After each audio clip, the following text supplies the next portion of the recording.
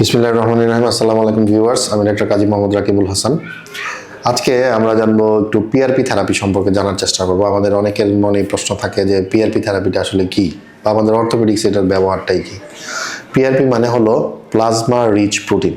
মানে প্লাজমা জিনিসটা আসলে কি, এটা আমাদের রক্তেরই এক ধরনের একটা তরল পদার্থ, যেটাকে আমরা বলি প্লাজমা।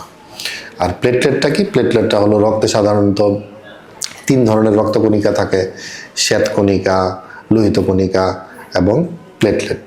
এই প্লেটলেটটা হলো রক্তকণিকারই একটা উপাদান। এটা আর বিভিন্ন জায়গায় এখন আসলে আধুনিক চিকিৎসা পদ্ধতিতে অনেক জায়গায় ব্যবহৃত হচ্ছে। খুব নাম শুনবেন আপনারা যে পিআরপি থেরাপি। তো আমাদের অর্থোপেডিক্সের ক্ষেত্রে আসলে এটার ব্যবহারটা কোথায়? সাধারণত আমরা কার্টিলেজ লিশন, মানে কার্টিলেজে কোনো ক্ষত সারাতে, অস্টিওআর্থ্রাইটিসের ক্ষত সারাতে অনেক সময়, বা ফ্রোজেন শোল্ডারে এই পিআরপি থেরাপিটা ব্যবহার করা হয়। আসলে এটা ব্যবহার করলে কি হয় সেই ব্যাপারে আমরা আজকে একটু জানার চেষ্টা করব। তাহলে এতক্ষণ আমরা পিআরপিটা কি একটু জানার চেষ্টা করলাম। আসলে পিআরপি জিনিসটা তাহলে আসলে আমরা এখন জেনে নিই কীভাবে তৈরি হয়। পিআরপিটা হলো প্লাজমা রিচ প্রোটিন, আমরা একটু আগে যেটা বললাম। প্রথমত হলো আপনার রোগীর নিজের শরীর থেকেই কিছু পরিমাণ, অল্প পরিমাণ ব্লাড নেওয়া হবে, প্রায় 20 ml বা 30 মিলির মতো ব্লাড নেওয়া হবে। সেটাকে তখন একটা বিশেষ সেন্ট্রিফিউজিং মেশিন বলে, মানে একটা বিশেষ ঘূর্ণন মেশিনের মাধ্যমে ঘুরিয়ে ঘুরিয়ে প্লেটলেটটাকে আলাদা করা হয়। তখন প্লেটলেট এবং প্লাজমা মিলে যেই জিনিসটা উৎপন্ন হয় সেটাই হয় প্লেটলেট রিচ, মানে হলো প্রচুর পরিমাণে প্লেটলেট থাকে সেই জিনিসটার মধ্যে। এবং তখন হলো যেইখানে আমরা চিকিৎসা করতে চাই, যেই জায়গাটা চিকিৎসা করতে চাই, ধরেন কোনো জোড়ার মধ্যে দিতে চাই, জয়েন্টে দিতে চাই বা চুলের গোড়াতে দিতে চাই, তখন সেইখানে ওই তরলটা ইনজেক্ট করে দেয়, ইনজেকশনের মাধ্যমে দিয়ে দেওয়া হয়। এইভাবে আসলে চিকিৎসাটা করা হয়। তা করলে আসলে কি হয় বা উপকারটা কি হয়, সে কিভাবে কাজ করে, সেটা হলো প্লেটলেট যেই রিচ প্লাজমা যেটা রোলো, মানে প্লেটলেটস রিচ প্লাজমা প্রোটিন যেটা, তাই প্লেটলেটের প্রধান একটা কাজ থাকে তখন, সে প্রচুর পরিমাণে গ্রোথ ফ্যাক্টর রিলিজ করে।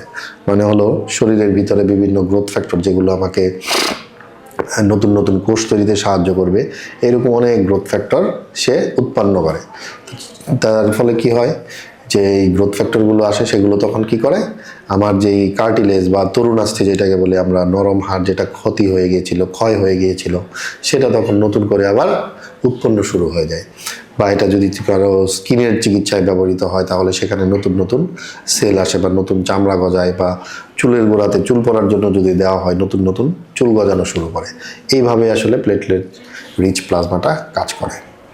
এখন আসুন আমাদের অর্থোপেডিক্সের ক্ষেত্রে আসলে পিআরপিটা প্রধানত কোন কোন জায়গায় আমরা ব্যবহার করতে পারি। প্রথমত হলো জয়েন্ট পেইন, মানে যদি অস্টিওআর্থ্রাইটিসের পেইন থাকে সেই ক্ষেত্রে ব্যবহার করা যায়।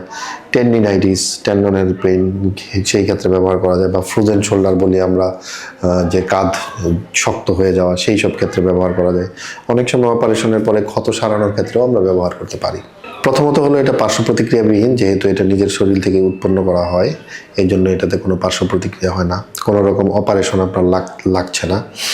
তবে অবশ্যই মনে রাখবেন, পিআরপি থেরাপিটা যে একবারে সবার জন্যই প্রযোজ্য সেটা নয়। যদি কেউ এরকম রোগে আক্রান্ত হয়ে থাকেন বা মনে করেন যে আপনার পিআরপি থেরাপি লাগবে, তাহলে অবশ্যই একজন বিশেষজ্ঞ ডাক্তারের শরণাপন্ন হন এবং তার পরামর্শ অনুযায়ী আপনার চিকিৎসাটা সম্পন্ন করুন। অযথা বিভিন্ন চটকদার বিজ্ঞাপনের লোভে পড়বেন না, বা বিভিন্ন মানুষের কথা শুনে বিভিন্ন জায়গায় যাবেন না। সঠিক জায়গায় যান, সঠিক বিশেষজ্ঞের পরামর্শ নিয়ে সঠিক চিকিৎসাটা নিন। আশা করি তাহলে সবাই ভালো থাকতে পারবেন। ডিয়ার ভিউয়ার্স, ধন্যবাদ সবাইকে এতক্ষণ আমাদের সাথে থাকার জন্য। আশা করি আপনারা উপকৃত হয়েছেন। আপনাদের যদি অর্থোপেডিক সংক্রান্ত কোনো কিছু জানার থাকে, বোঝার থাকে, বা কোনো জিজ্ঞাসা থাকে, আমাদের কমেন্টের মাধ্যমে জানান। আমরা চেষ্টা করব তার সদুত্তর দেওয়ার, আমরা চেষ্টা করব আপনাদেরকে একটা সুপরামর্শ দেওয়ার। সবাই আমাদের পাশে থাকবেন, লাইক, কমেন্ট, শেয়ার দিবেন, আমাদেরকে উৎসাহিত করবেন। সবাই ভালো থাকবেন, সুস্থ থাকবেন। Be dynamic, be healthy.